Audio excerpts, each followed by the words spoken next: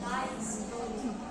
If you become a slave of your habits, walking every day on the same path, if you do not change your skin, if you do not wear different colors, or if you do not speak to those people, you start dying slowly.